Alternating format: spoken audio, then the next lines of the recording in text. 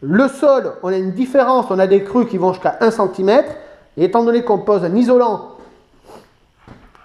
sur la dalle et ensuite on fera la chape, et bien du coup je suis obligé de ragrer. Pour information, quand on coule une dalle béton, ça c'est à titre personnel aussi, systématiquement, soit je taloche mes dalles, si elles n'ont pas une surface importante, soit j'utilise une lisseuse. Surtout si vous allez poser un isolant sous la chape. Donc c'est très important. On ne s'amuse pas à poser un isolant dans un creux. D'ailleurs, toutes les prescriptions techniques vous le diront, y compris tous les fabricants, on ne pose jamais un isolant. Il faut que quand on pose un isolant, la surface soit plane. Donc là, c'est vraiment pas le cas. Déjà, j'ai une différence, j'ai pas mal de creux. Et en plus, regardez l'état de surface. Des fois, j'ai des stries. Ça part sur l'hélice. J'ai des bosses. Là, pareil, regardez. J'ai des stries.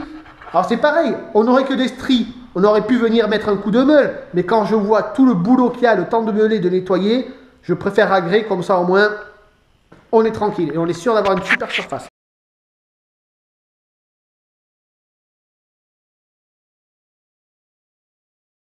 Alors ici, pour la pose du double face, pour maintenir notre bande de dilatation, je sais que j'ai un sol fini à 12 cm. Donc je vais venir poser mon double face à peu près au centre, comme ceci.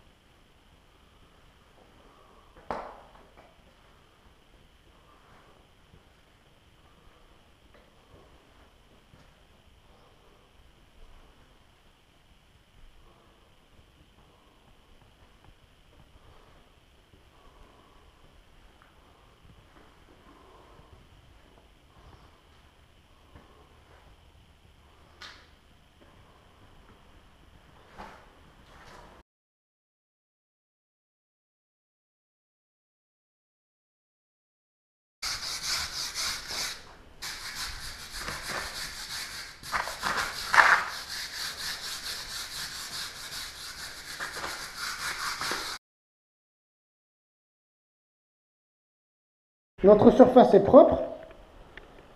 Maintenant, on va passer le primaire d'adhérence avant de venir poser le ragréage. Alors, pour les équipements de protection individuelle, un masque respiratoire à cartouche parce que ça dégage une très forte odeur, des lunettes de protection. Ok. Et c'est parti. Et des gants. Allez.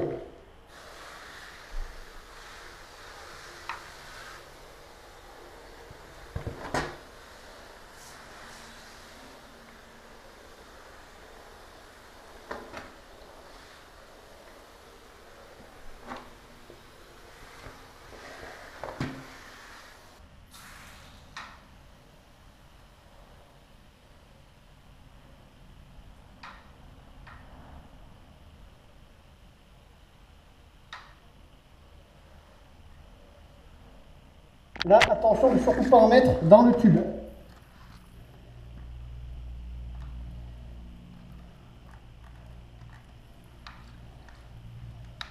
Voilà, superbe.